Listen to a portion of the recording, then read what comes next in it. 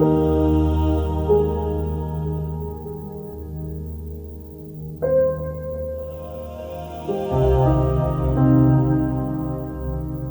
noite a todos.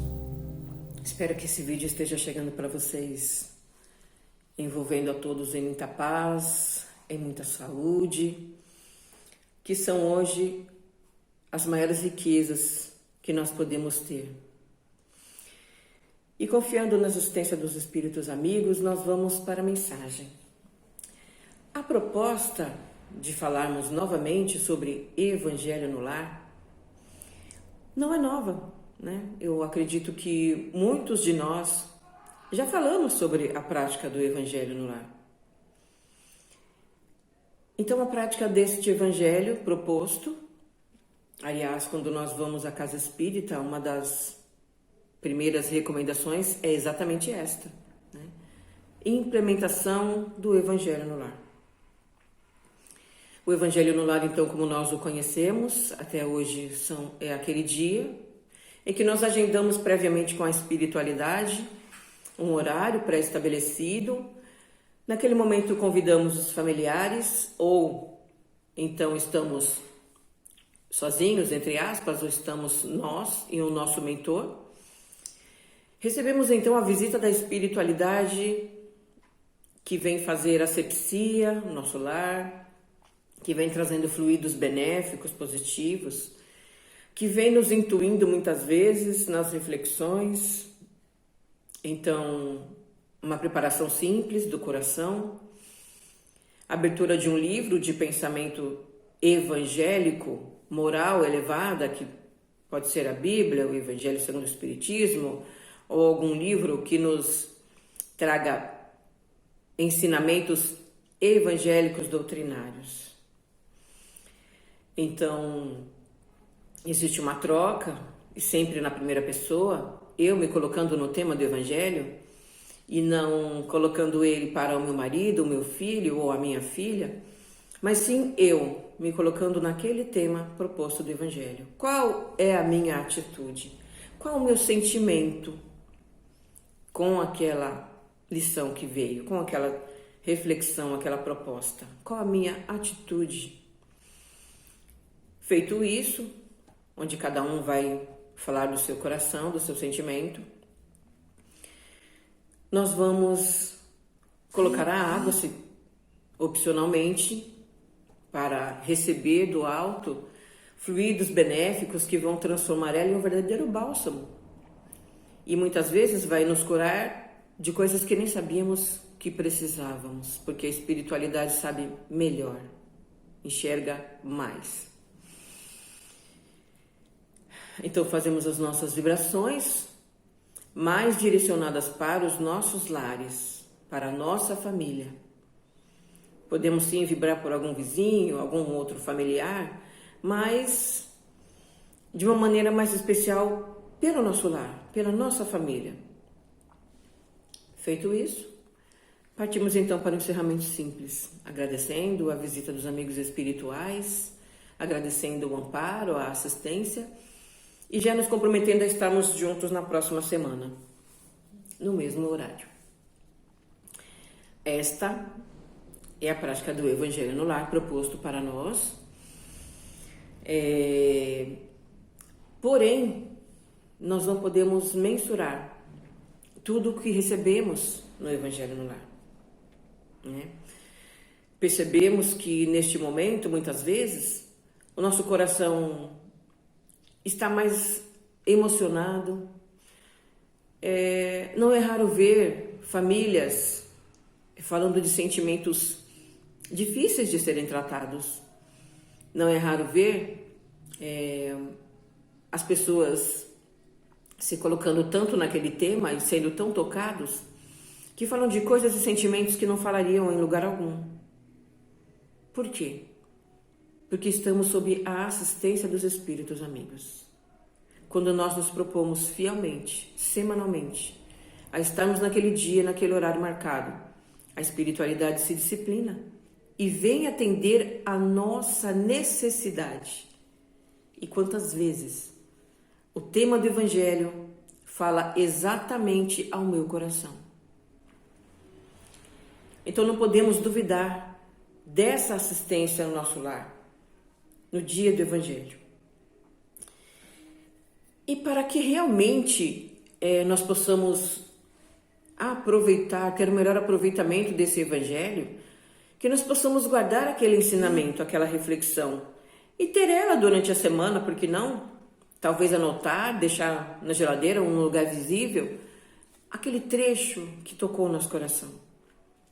E ali nós vamos refletir. Por que não observar essa nossa atitude, esse nosso sentimento no dia a dia?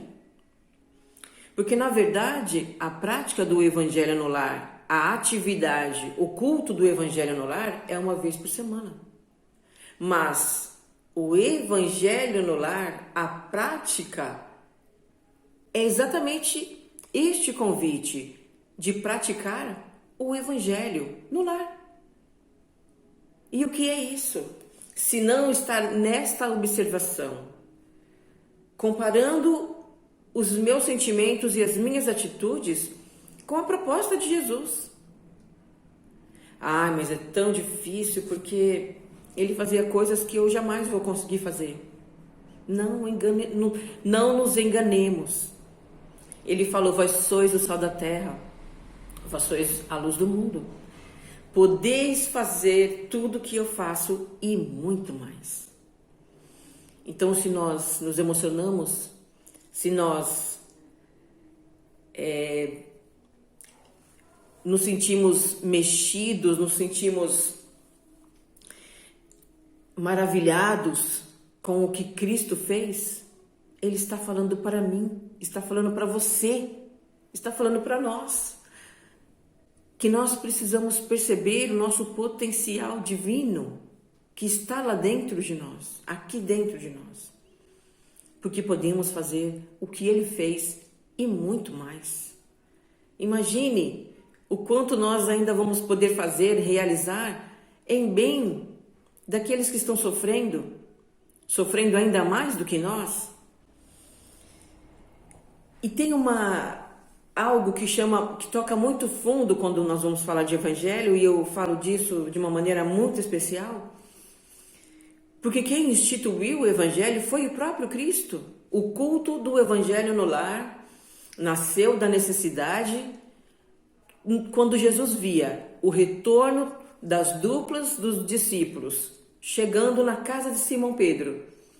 E então começavam a compartilhar os acontecimentos do dia, os milagres, as coisas maravilhosas que haviam acontecido naquele dia.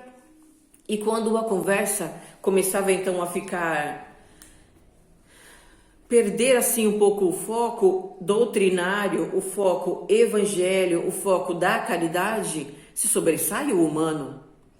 E quando Cristo percebeu então que sobressaía este humano, o que ele fez? Ele reunia então os seus discípulos e ali ele trocava.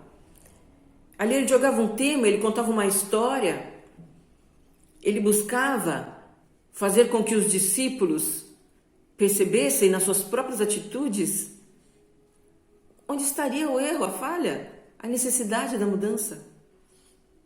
Então, Jesus, após todo um dia de pregação, de evangelização, após um dia de trabalho junto com os seus discípulos, os seus amados, como ele chamava, não te chamo discípulos, nem amigos, mas te chamo vocês meus amados. Então ele se reunia com os seus amados, a sua família apostólica ali naquele instante e fazia o evangelho no lar. Então ele fazia a manutenção daqueles que estavam o servindo, aqueles que estavam juntos com ele no dia a dia, aqueles que estavam junto na família espiritual. E então conversavam e se colocavam no tema e já trabalhavam as suas deficiências. Porque todos temos deficiências a trabalhar, a tratar. E o Cristo sabe disso. E então, se os apóstolos, os discípulos de Jesus, se sentavam com ele à mesa e trocavam acerca do Evangelho para reforçar ali a moral, para reforçar ali a necessidade da revisão diária de sentimentos e de atitudes de acordo com o Evangelho? Se já era necessário naquela época, por que não hoje? Será que nós não precisamos dessas reflexões? Será que nós já gozamos de felicidade absoluta? Será que nós já podemos desenvolver o nosso potencial máximo nas coisas do dia a dia? Será que o nosso coração já está preenchido com toda a alegria? Nada nos falta? E a proposta do Evangelho no lar é isso. É pelo menos uma vez por semana nos assentarmos com os nossos familiares, trocar os nossos olhares e compartilhar, talvez, as nossas necessidades. Alguns não conseguem falar, não tem problema. Ouça, ouvir também é caridade. E é estender este ensinamento para nós. Somos os primeiros beneficiados. O Evangelho primeiro para mim. Então eu, buscando no dia a dia refletir nos ensinamentos de Jesus, buscar a presença deste amigo, deste irmão maior, que veio nos ensinar e nos provou que tudo o que ele nos prometeu, ele fará. Tudo o que ele prometeu vai acontecer, mas existe o nosso esforço, a nossa parcela de trabalho, de engajamento, de perseverança, de esperança. E hoje, mais do que nunca, a palavra esperança deve permear os nossos corações, as nossas atitudes, os nossos pensamentos, porque tudo passará. Tudo vai passar. E vai ficar um aprendizado deste momento sem precedentes na nossa história, do nosso espírito. Que nós possamos realmente aproveitar ao máximo, perguntar a Deus o que Ele quer nos ensinar com tudo isso. O que é que nós precisamos aprender com tudo isso? Com mais de 10 meses vivendo numa pandemia, vai fazer um ano já, praticamente. Será que nós já paramos para pensar e já perguntamos para Deus: Pai, o que queres que eu aprenda com tudo isso? Pai, o que tenho ainda para aprender com esta situação de pandemia que ainda não aprendi? Abre meus olhos, abre meu coração, para que eu possa perceber o que há de ensinamento nesta situação. André Luiz nos diz, numa citação muito conhecida: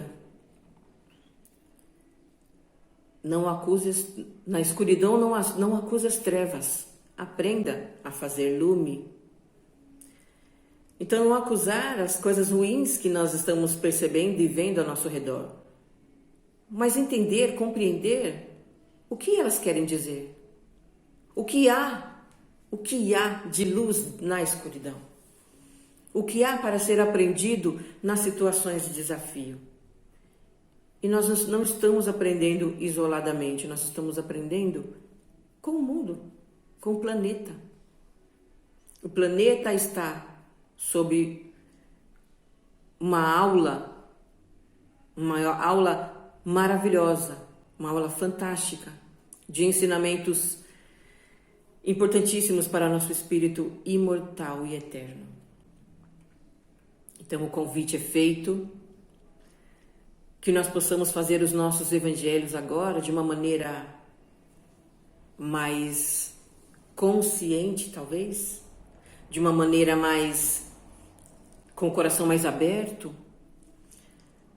tendo a certeza de que Cristo está permeando os nossos pensamentos, porque o próprio Evangelho veio dele, veio da sua vivência entre nós.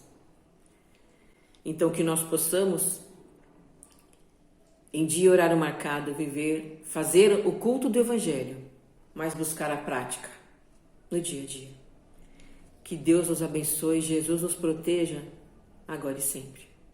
Muito obrigada a todos.